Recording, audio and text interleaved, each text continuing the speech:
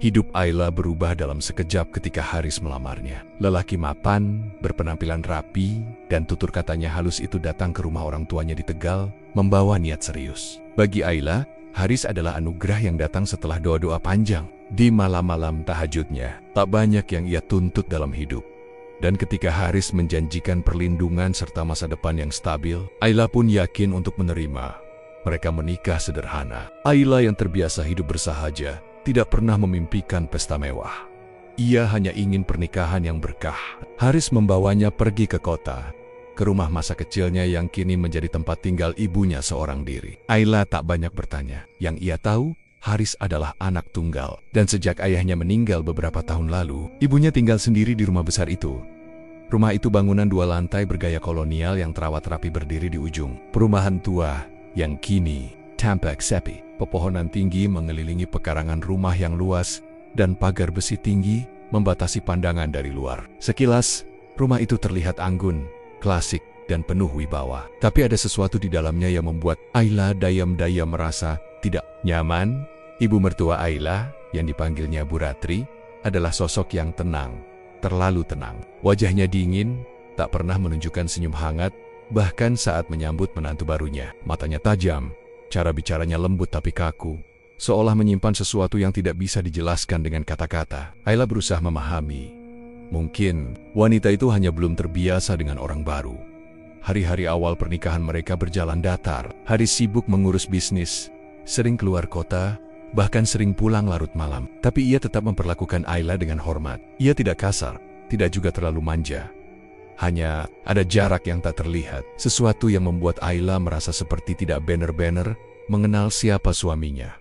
Setiap hari, Ayla mengisi waktunya dengan beres-beres rumah, memasak, dan sesekali berkebun di halaman belakang yang ditumbuhi pohon Kamboja putih besar. Bu Ratri jarang bicara, hanya memberi instruksi singkat dan kadang memerhatikan Ayla dari kejauhan, seperti sedang menilai sesuatu yang belum ia putuskan. Kalau punya anak nanti, rawat baik-baik, ucap Bu Ratri suatu malam saat mereka sedang makan malam tanpa Haris.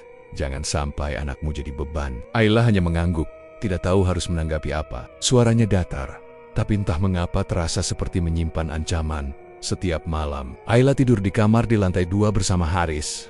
Kamar itu mewah, ranjang besar dengan kelambu putih dan lemari kayu tua yang sangat besar. Tapi suara-suara aneh kadang terdengar saat malam mulai larut. Suara pintu berderit, langkah kaki kecil berlari di lantai kayu, atau kadang suara benda jatuh dari arah lorong. Ketika ia membangunkan Haris, suaminya hanya mengusap kepalanya sambil berkata, "Rumah besar, pasti banyak suara." Ayla berusaha meyakinkan diri bahwa semuanya baik-baik saja, tapi tak bisa dipungkiri, rumah itu memiliki hawa yang sulit dijelaskan. Tidak menyeramkan secara gamblang, tapi sunyi dan berat, seolah menyembunyikan sesuatu yang tak boleh disentuh.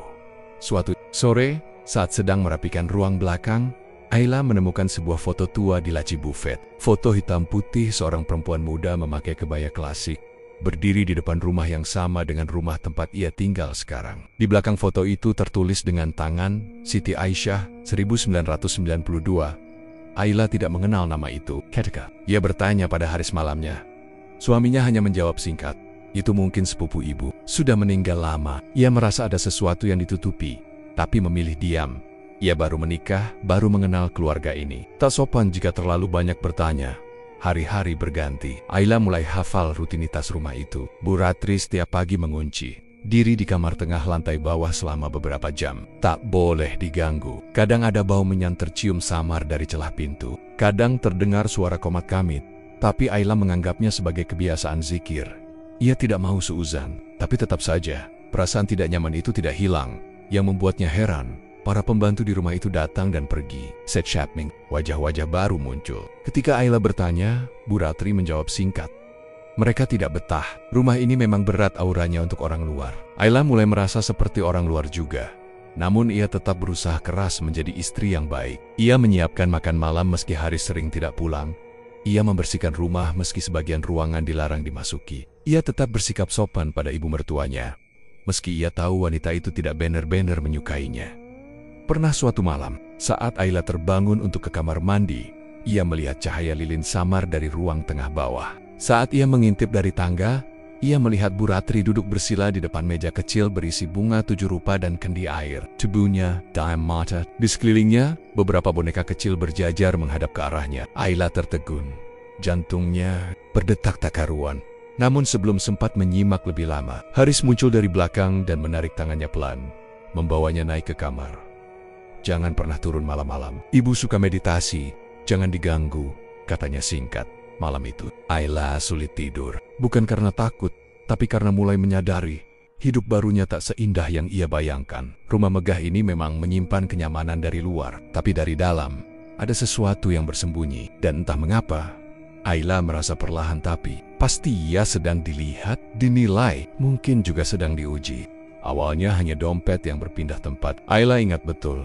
Ia meletakkan dompet kecilnya di atas meja rias sebelum mandi. Tapi saat keluar kamar, dompet itu sudah tak ada. Setelah mencari hampir setengah jam, ia menemukannya tergeletak di bawah tempat tidur. Ia mengira dirinya lupa, atau mungkin terjatuh saat ia tak sadar. Ia menertawakan dirinya sendiri, mencoba menganggap itu hal sepele.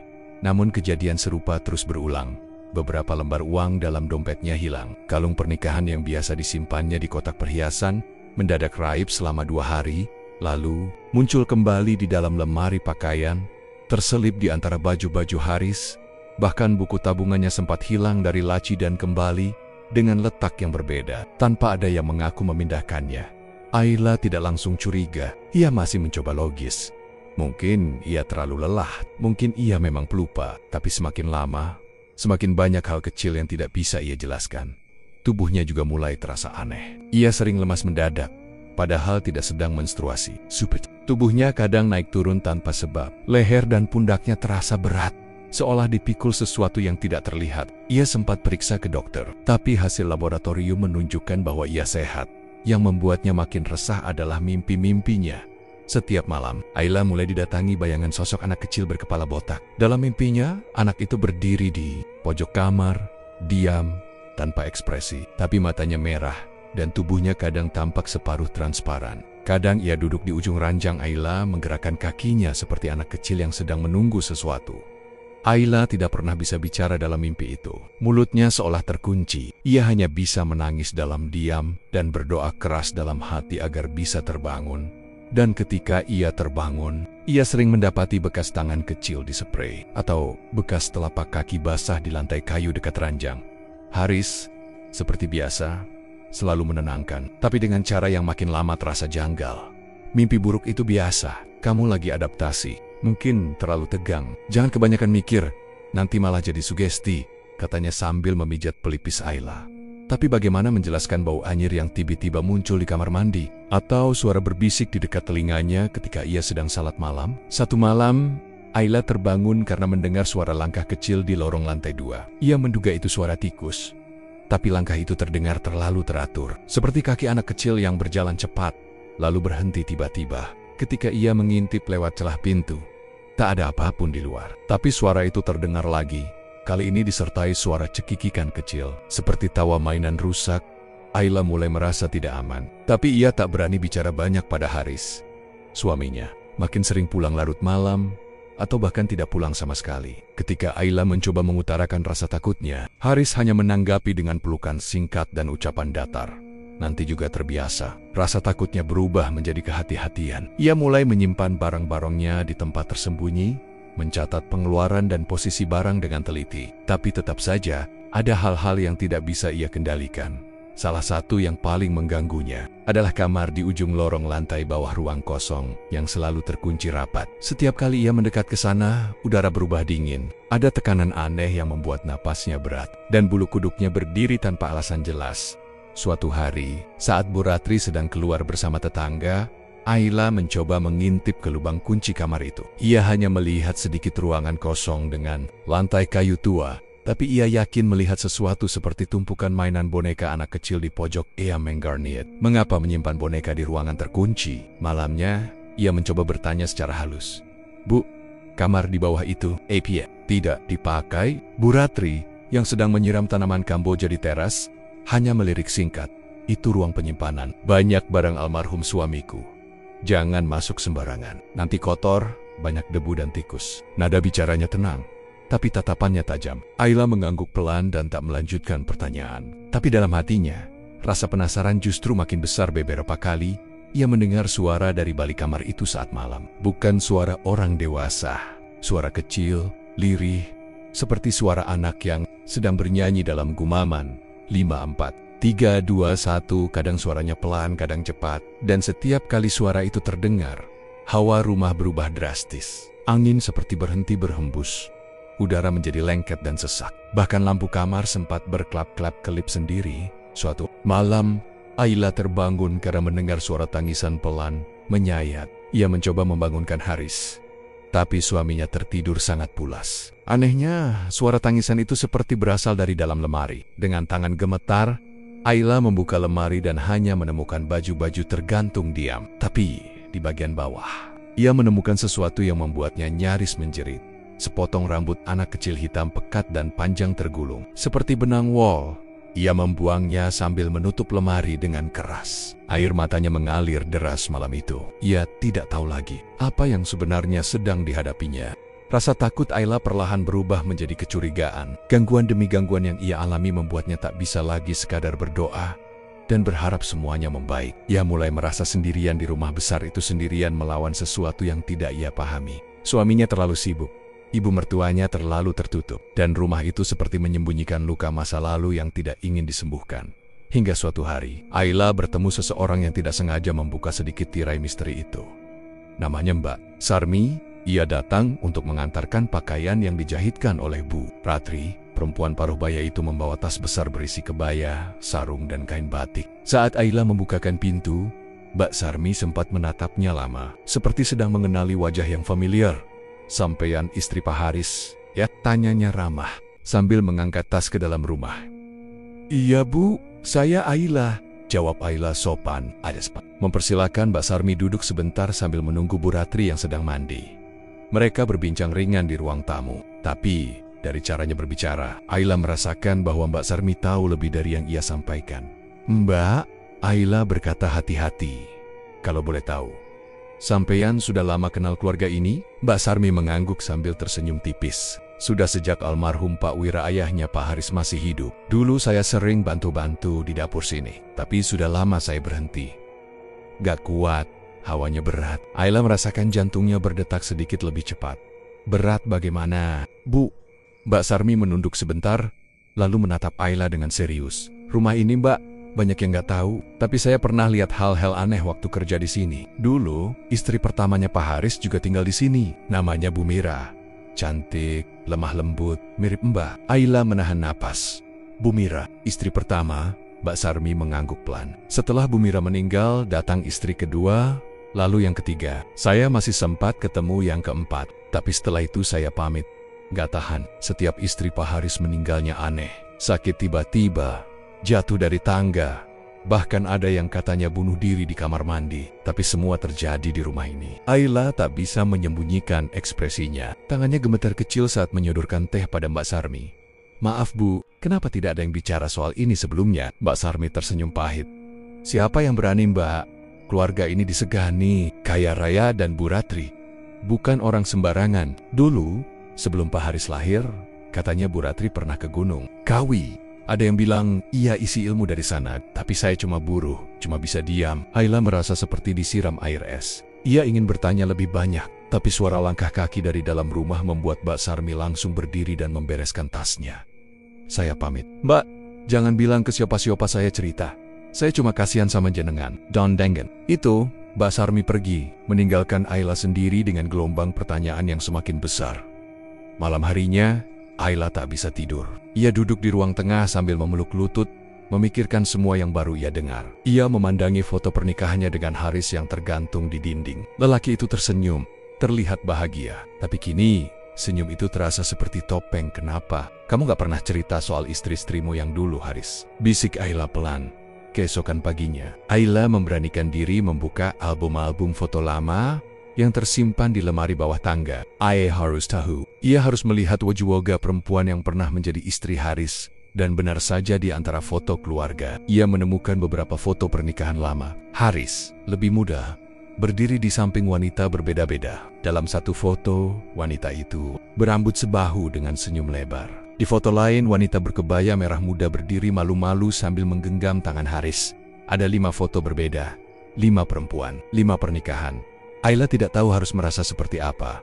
Ia menyimpan semuanya. Kembali, lalu diam berdoa dalam hati. Dadanya sesak, tapi jauh di lubuk hati, ia tahu ini belum cukup hari berikutnya. Ayla berbicara dengan salah satu tukang kebun yang biasa membersihkan halaman seminggu sekali. Pak Samin, lelaki tua yang sudah lama mengenal keluarga itu, dengan pendekatan pelan dan penuh empati, Ayla memberanikan diri bertanya hal sensitif. Pak, kalau boleh tahu, ibu saya ini dulu memang pernah ke Gunung Kawi? Pak Samin sempat terdiam. Loh, Mbak dengar dari mana? Saya cuma ingin tahu. Ayla berkata lirih. Saya mulai merasa ada yang tidak wajar. Pak Samin menarik napas panjang.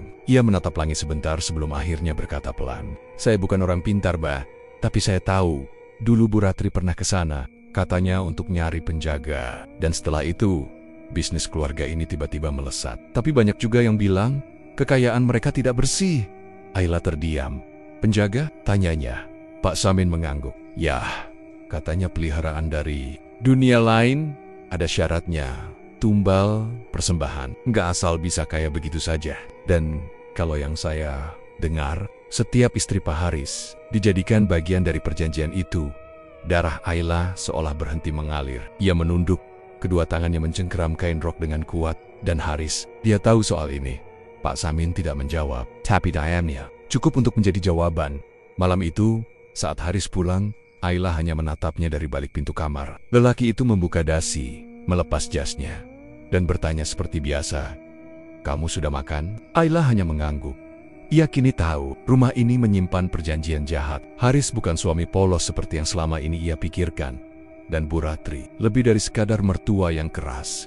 Ia berada di tengah lingkaran kegelapan dan ia mulai menyadari dirinya mungkin sedang dijadikan sasaran berikutnya. Hari-hari Ayla berubah menjadi malam tanpa ujung. Setelah mengetahui kebenaran tentang masa lalu Haris dan keluarganya, ia mulai melihat semuanya dengan mata berbeda. Rumah yang dulu terasa megah, kini seperti penjara yang membusuk dari dalam. Setiap dinding seolah mengintai, setiap bayangan mengandung niat buruk. Gangguan tak lagi sekadar suara dan bisikan. Kini, Ayla mulai mengalami hal-hal yang menyentuh fisiknya. Suatu malam, saat ia sedang memanjatkan doa sebelum tidur, tiba-tiba, tubuhnya terasa sangat dingin, seperti dicelupkan ke dalam air es.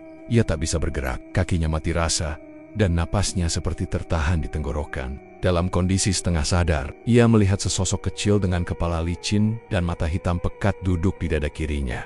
Makhluk itu tidak bergerak, hanya menatap dengan tatapan kosong dan menjijikan. Ayla ingin berteriak, tapi mulutnya terkunci. Ia ingin menangis, tapi air mata tidak keluar. Makhluk itu perlahan menunduk, seolah ingin menjilat wajahnya. Ketika ia terbangun, tubuhnya menggigil hebat. Haris tidak ada di ranjang, sprei basah oleh keringat dingin. Ia menangis sendirian malam itu, seperti anak kecil yang kehilangan arah di lorong gelap. Sejak malam itu, gangguan datang setiap hari. Pagi hari tubuhnya panas tinggi, sore hari tubuhnya kedinginan. Nafsu makan menghilang, matanya cekung, kulitnya pucat. Ia mulai sulit membedakan mimpi dan kenyataan. Dalam mimpinya, ia sering melihat dirinya berdiri telanjang di tengah lingkaran lilin. Tubuhnya dililit benang merah, sementara suara-suara tak dikenal memanggil namanya dari dalam kegelapan. Mimpi itu selalu berkersema. Ia ditarik ke dalam sumur tua yang penuh darah. Di dasar sumur ada suara anak kecil yang tertawa lalu menjerit seolah kesakitan sebelum semuanya menjadi gelap. Setiap kali bangun, tubuhnya lemah, bahkan kadang tak bisa berdiri. Ketika ia mencoba menyampaikan keanehan ini kepada Haris, lelaki itu hanya menatapnya dingin. "Kamu terlalu banyak berpikir. Istirahatlah. Jangan sibuk mengurusi hal yang gak kamu mengerti." Ayla ingin marah, tapi tak punya tenaga. Ayah bisa memandang suaminya dari balik selimut, dengan tubuh menggigil dan mata penuh air. Beberapa hari kemudian, Ayla mengalami pingsan mendadak di kamar mandi. Ketika ia sadar, ia sudah terbaring di ranjang. Di sampingnya ada Bu Ratri yang duduk diam sambil menatap wajahnya. Wajah tua itu tampak lebih pucat dari biasanya, tapi sorot matanya justru lebih tajam. "Kamu harus ikhlas menerima takdirmu, Ayla," katanya tiba-tiba. Ayla menoleh lemah. "Takdir? Apa maksud ibu? Ibu sudah menjaga rumah ini selama bertahun-tahun, dan setiap warisan punya harganya. Kamu bagian dari harga itu. Kalimat itu terdengar seperti putusan hukuman. Mati. Ayla menahan napas. Tubuhnya terlalu lemah untuk memberontak. Beberapa hari setelah itu, ia seperti bukan dirinya sendiri. Tubuhnya sering kesemutan, lidahnya terasa pahit, dan malam-malamnya penuh halusinasi. Ia sering melihat bayangan anak kecil berlari melintasi lorong, suara bayi menangis dari kamar kosong yang terkunci, atau aroma darah segar yang muncul tiba-tiba dari dalam lemari. Yang paling membuatnya ketakutan adalah suara-suara yang muncul dari dalam tubuhnya sendiri. Saat bercermin, ia kadang melihat bayangan dirinya tersenyum sinis, padahal ia sendiri sedang menangis. Pada suatu malam yang gelap tanpa bintang, Ayla terbangun oleh nyanyian lirih, lagu yang tidak pernah ia dengar sebelumnya. Ia bangkit pelan, berjalan seperti dituntun oleh kekuatan tak kasat mata menuju lantai bawah. Di ruang tengah, ia melihat puluhan lilin menyala, membentuk lingkaran yang sempurna. Di tengah lingkaran itu, Bu Ratri duduk bersila dengan mata terpejam, membacakan mantra dalam bahasa yang asing di telinga Ayla. Haris berdiri di belakangnya, mengenakan kain putih dan kalung bunga melati, wajahnya tanpa ekspresi. Di depan mereka, ada boneka kecil berpakaian lusuh, duduk di atas baskom tembaga yang dipenuhi darah ayam, dan Ayla merasa tubuhnya berjalan sendiri, masuk ke dalam lingkaran itu. Ia ingin berteriak, ingin menjerit, tapi mulutnya seolah dikunci oleh kekuatan yang lebih kuat dari kehendaknya sendiri. Sudah saatnya, suara Bu Ratri terdengar seperti dari balik dinding batu. Ia tumbal terakhir. Setelah ini, rumah ini akan kembali subur. Kekayaan akan mengalir lagi. Tuyul yang duduk di pojok ruangan tiba-tiba berdiri. Wujudnya kini semakin jelas. Kepala besar, tubuh kecil dan mengerut, kulitnya pucat kehijauan, seperti mayat, dan gigi-giginya runcing seperti ikan laut. Ia melangkah perlahan ke arah Ayla, yang kini tubuhnya terduduk lemas di lantai.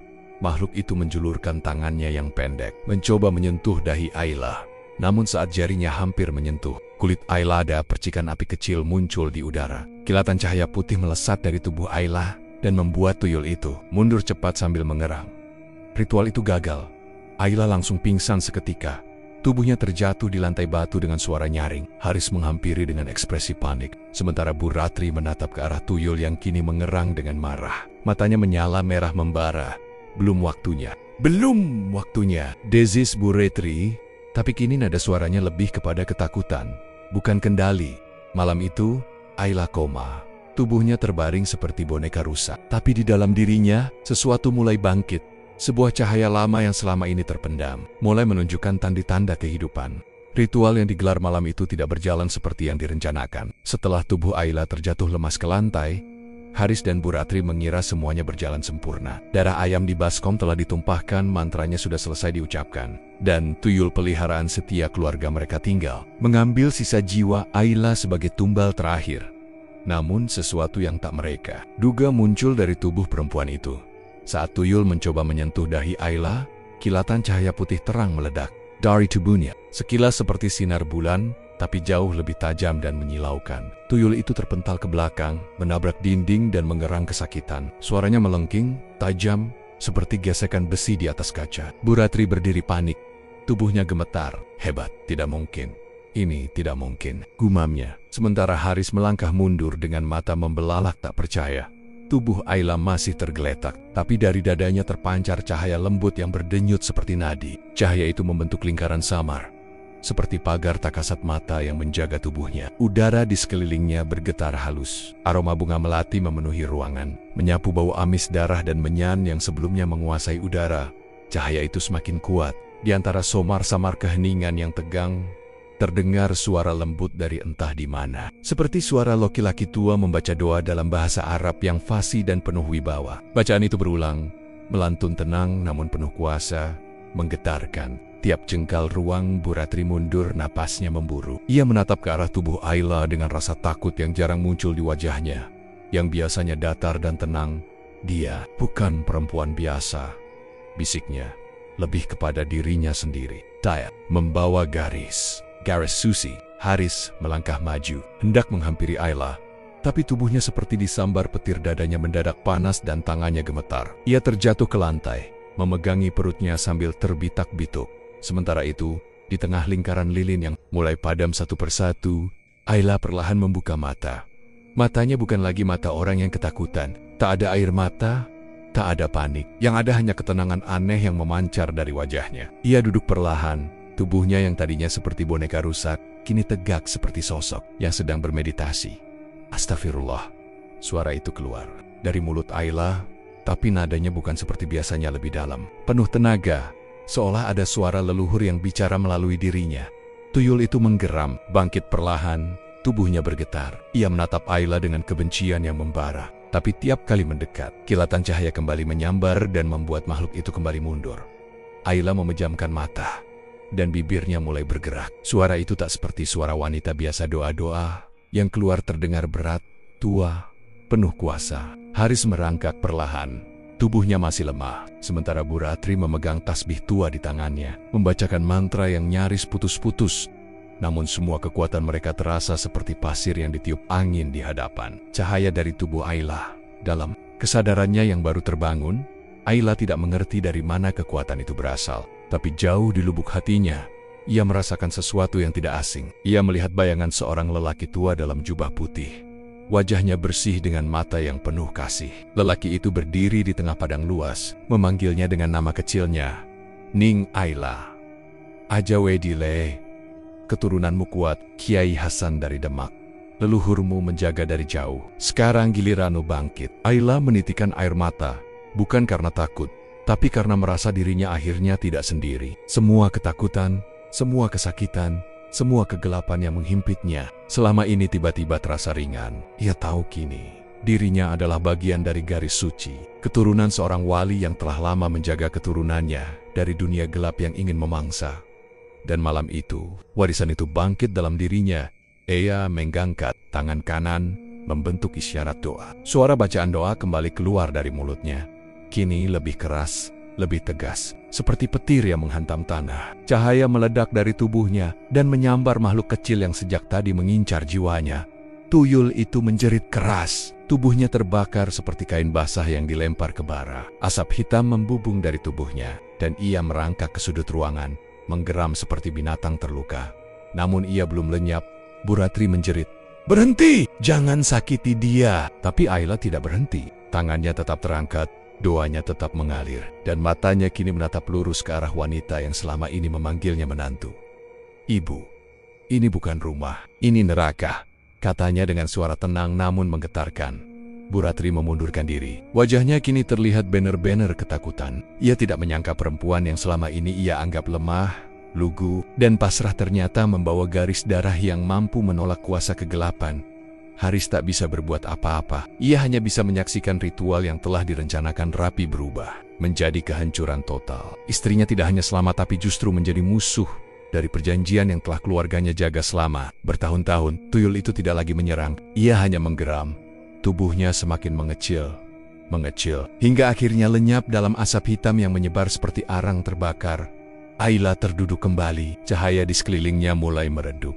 Ia terengah, tapi bukan karena lelah, hanya tenang. Jiwanya bersih di dalam dirinya. Ia tahu satu hal, ia belum kalah, tapi ini belum akhir. Setelah malam ritual yang gagal total itu, rumah keluarga Haris berubah menjadi medan ketakutan. Udara yang dulu berat dan pengap kini menjadi dingin menggigit, seperti hawa kematian yang menempel di dinding dan lantai. Tak ada lagi suara ayam. Di pagi hari, tak ada lagi aroma wangi masakan dari dapur. Para pembantu yang biasa datang untuk membersihkan rumah satu persatu memilih tidak kembali. Bahkan Pak Samin, tukang kebun yang setia selama puluhan tahun, hanya mengirim pesan singkat, "Maaf, saya tidak bisa datang lagi." Rumah itu bukan tempat aman. Ayla masih lemah secara fisik. Ia menghabiskan 2 hari penuh di tempat tidur, hanya minum air dan bubur seadanya. Tapi meski tubuhnya belum pulih, ia tahu hatinya sedang dikuatkan oleh sesuatu yang lebih besar dari dirinya sendiri. Malam demi malam ia lewati dengan doa dan zikir. Suara bacaan Al-Quran lirih mengalun dari bibirnya, meski tubuhnya gemetar. Sementara itu, Haris menjadi sosok yang sangat berbeda. Ia tak lagi meninggalkan rumah.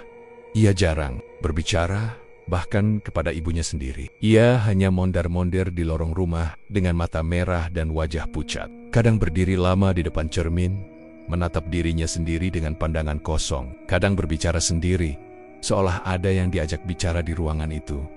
Bu Ratri lebih buruk lagi. Wanita yang dulu selalu tampil tenang, kini seperti orang yang kehilangan kendali. Ia mengurung diri di kamar hampir sepanjang hari. Dari balik pintunya sering terdengar suara tangis, kadang suara tawa lirih yang membuat bulu kuduk berdiri. Beberapa kali Ayla melihat wanita itu berjalan tanpa arah di malam hari, membawa boneka kecil yang sudah sobek di bagian perutnya, mengelusnya seperti bayi. "Aku sudah memberi. Aku sudah memberi!" teriaknya satu malam dari kamar tengah. "Kenapa kamu murka padaku?" Namun tak ada jawaban. Yang menjawab justru ketakutan yang makin pekat. Suatu pagi, aroma busuk menyengat memenuhi rumah. Ayla yang baru mampu bangkit dari ranjang, memaksakan diri turun ke lantai bawah. Bau itu berasal dari kamar Bu Ratri. Pintu kamar terkunci, tapi dari celah bawah pintu mengalir cairan merah kehitaman, seperti darah tua yang sudah mengental. Ayla mengetuk pintu pelan. "Bu," tak ada jawaban. Ayla menahan napas, lalu perlahan mendorong pintu yang ternyata tidak sepenuhnya terkunci. Pintu itu berderit, membuka jalan bagi horor yang selama ini hanya ia dengar dalam bisikan dan mimpi. Buruk, Bu Ratri tergeletak di atas ranjang. Wajahnya hancur, bukan sekadar memar atau luka, tapi benar-benar hancur. Kulit tercabik-cabik, seolah dicakar puluhan tangan kecil. Mata kirinya copot dari rongga, dan mulutnya robek hingga ke pipi, membentuk senyuman lebar yang mengerikan. Tubuhnya dipenuhi bekas gigitan dan cakaran kecil, seperti dari kuku anak-anak. Di sekeliling ranjangnya, berceceran mainan boneka yang remuk dan basah oleh darah. Ayla mundur, hampir muntah. Ia menutup mulutnya dan segera keluar dari kamar. Jantungnya berdentam begitu cepat, tapi jauh di dalam hatinya, ia tahu ini bukan ulah manusia. Tuyul itu marah. Ia dikhianati oleh majikannya sendiri. Ritual yang seharusnya memberinya tumbal gagal, dan kepercayaan yang selama ini dijaga oleh keluarga Haris dilanggar. Hukum dunia gaib tidak main-main. Bila kesepakatan dilanggar, maka kematian bukan sekadar hukuman, melainkan pembalasan yang brutal. Hari itu, Haris tak keluar kamar. Ayla hanya mendengar suara langkah-langkah pelan dari dalam, dan kadang suara benda pecah. Malamnya, Ayla bermimpi buruk lagi. Ia berada di tengah taman yang penuh kabut, dan dari balik pepohonan, puluhan pasang mata kecil mengawasinya, tuyul-tuyul. Mereka tak menyerang, hanya berdiri diam dan menatapnya. Di tengah mereka ada satu yang lebih besar. Matanya merah, tubuhnya berlumuran darah. Ia menunjuk ke arah Ayla dan berkata, "Kau bukan untukku, tapi yang lain sudah kami ambil." Ayla terbangun dengan tubuh basah oleh keringat dingin. Ia langsung mengambil air wudhu dan duduk membaca Yasin di sisi ranjang. Ia tidak tahu apa yang akan terjadi selanjutnya, tapi firasat buruk kembali menyelimuti pikirannya. Dan benar saja, pagi harinya suasana rumah lebih sunyi dari biasanya. Ayla turun perlahan ke lantai bawah, lalu menuju tangga belakang menuju kamar. Haris yang kini berpindah ke lantai 1, tak jauh dari kamar kerja ayahnya dulu. Pintu kamarnya tidak terkunci. Ketika Ayla membukanya, bau amis langsung menyergap. Ia menutup hidungnya, lalu mendorong pintu lebih lebar. Dan di sanalah Haris tergantung pada balok kayu atap kamar. Tubuhnya sudah membiru, lidahnya menjulur panjang, dan matanya masih terbuka. Tapi bukan itu yang membuat Ayla terduduk lemas. Sekeliling tubuh Haris tergambar simbol aneh di lantai. Lingkaran darah dengan 5 titik di sekelilingnya, seperti 5 kepala kecil. Dan di tengahnya, ukiran simbol yang sama dengan yang pernah ia lihat di mimpinya. Simbol pemanggil jiwa. Leher Haris dililit kain kafan, tapi di bagian dada terdapat luka menganga seperti dicakar dari dalam. Darah masih menetes dari jari-jarinya yang menggenggam sesuatu. Sebuah foto kecil Ayla yang robek di bagian wajah. Ayla menutup mulutnya sambil berguncang hebat. Ia menangis, bukan karena kehilangan, tetapi karena kesadaran pahit. Haris memilih menyerahkan dirinya sendiri, atau lebih tepatnya, dipaksa oleh kekuatan yang telah mereka bangkitkan hari itu juga. Ayla menelepon pihak berwajib, polisi, dan memeriksa tempat kejadian. Tapi kasus itu hanya disebut sebagai bunuh diri karena depresi, dan kematian Bu Ratri diklasifikasikan sebagai serangan binatang liar. Sesuatu yang membuat Ayla hanya bisa tersenyum miris. Tak ada yang mau percaya rumah itu sudah lama menjadi sarang kegelapan, dan kini kegelapan itu kehilangan kendali. Sejak kematian Bu Ratri dan Haris, rumah itu semakin ditinggalkan. Tidak ada yang berani datang. Bahkan keluarga jauh pun tak berani mengurus warisan. Para pembantu yang pernah bekerja di sana menolak kembali, bahkan menolak menyebut nama Ibu Ratri dalam obrolan. Dan Ayla perlahan mulai bersiap untuk pergi. 3 minggu setelah pemakaman Haris dan Bu Ratri. Rumah megah di Jalan Kartanegara itu berdiri dalam keheningan yang lebih menyeramkan daripada malam ritual. Jendela-jendela tertutup rapat, taman yang dulu rapi ditumbuhi ilalang liar, dan pintu gerbang besar dibiarkan berkarat dalam diam. Tak ada lagi suara deru mobil tawakal warga atau langkah kaki pembantu yang mondar-mandir di koridor. Rumah itu kini benar-benar mati, dan Ayla satu-satunya yang tersisa dari kisah panjang penuh darah itu memilih tidak tinggal sehari pun lebih lama dari yang diperlukan. Langkah pertamanya adalah menyelesaikan urusan hukum. Meski Haris telah meninggal, secara sah status mereka masih sebagai suami istri. Ayla, dengan didampingi seorang pengacara yang ia kenal dari temannya di pesantren lama, mengurus proses perceraian secara administratif sebagai bentuk penegasan. Dirinya yang kini memilih jalan berbeda. Dalam proses itu, pengacara keluarga Haris mencoba menghubunginya, membicarakan soal warisan. Dalam surat wasiat yang dibuat beberapa tahun lalu, Ibu Ratri dan Haris meninggalkan seluruh aset kepada Anda, ujar si pengacara lewat telepon dengan suara datar. Ayla terdiam sejenak. Ia tahu warisan itu besar, properti, rekening, saham, dan bisnis keluarga yang sudah mapan. Tapi di balik semua itu, ia hanya melihat darah, nyawa, dan jeritan yang tak terdengar. Maaf, jawabnya tegas. Saya menolak semuanya. Maaf, Bu, ini jumlah yang tidak sedikit. Saya tidak bisa hidup dari harta yang dibangun di atas tumbal dan perjanjian hitam, ucap Ayla pelan, namun mantap. Saya hanya ingin satu. Saya pergi, dan keluarga itu tidak lagi terkait dengan hidup saya. Ada keheningan di seberang telepon, lalu si pengacara hanya berkata, saya mengerti, nanti kami kirimkan berkas penolakan resmi untuk ditandatangani. Malam itu, Ayla tidur dengan lebih tenang dari biasanya. Bukan karena semuanya telah selesai, tapi karena untuk pertama kalinya, ia memilih sesuatu dengan kesadaran penuh. Melepaskan. Seminggu setelah semuanya selesai, Ayla pulang ke kampung halamannya di Jawa Tengah. Sebuah desa kecil yang tenang, dikelilingi sawah, pepohonan besar, dan suara azan yang bergema jelas dari masjid tua di tengah desa. Disinilah kakek buyutnya dulu tinggal, seorang ulama dan tokoh agama yang disegani hingga keluar daerah. Namanya Kiai Hasan, dan sampai sekarang makamnya masih sering diziarahi orang dari berbagai kota. Langkah pertama Ayla adalah mengunjungi makam itu. Ia membawa bunga melati dan air zam-zam, duduk di bawah pohon sawo tua yang menaungi nisan kakeknya. Ayla bukan karena lemah, tapi karena ia merasa seperti pulang. Kiai, aku datang bukan sebagai orang yang suci, tapi sebagai orang yang belajar, bisiknya sambil mengelus batu nisan yang dingin. Selama berhari-hari, Ayla tinggal di pesantren kecil yang diasuh oleh sepupu jauhnya. Ia membantu mengajar anak-anak, membersihkan musalah, dan sesekali berkebun. Rambutnya kini dibalut jilbab sederhana, bajunya longgar, dan wajahnya kembali memancarkan ketenangan yang hilang sejak ia meninggalkan desa bertahun-tahun lalu. Beberapa malam, ia masih bermimpi tentang rumah tua itu. Tapi kini, mimpinya tak lagi menakutkan. Ia melihat dirinya duduk di ruang tengah, membaca Al-Quran sementara tuyul-tuyul itu mengintai dari kejauhan, namun tak berani mendekat. Dalam mimpinya, Ayla tahu, ia telah dipisahkan dari lingkaran gelap itu, dan tidak akan pernah kembali.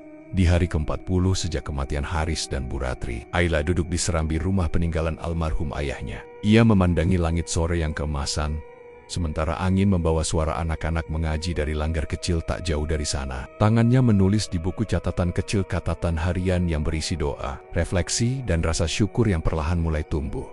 Ia menulis, cinta tidak selalu suci. Kadang cinta menjadi buta, menuntun kita ke tempat yang bahkan Tuhan pun telah peringatkan. Aku pernah mencintai seorang pria dengan sepenuh hati, mengikutinya tanpa tanya, bahkan ke dalam rumah yang penuh bisikan kematian. Tapi Tuhan menyelamatkanku bukan karena aku kuat, tapi karena aku belum selesai belajar. Kini aku tahu, leluhurku bukan hanya warisan darah, tapi juga warisan cahaya. Dan cahaya itu telah membawaku pulang. Mata Ayla menatap jauh ke arah perbukitan, tempat matahari mulai tenggelam. Ia tersenyum kecil. Luka itu masih ada. Bekas mimpi buruk itu belum hilang sepenuhnya. Tapi ia tidak lagi takut, karena sekarang ia tahu siapa dirinya. Ia bukan istri dari pewaris kegelapan. Ia adalah keturunan wali. Dan hidupnya yang baru saja dimulai.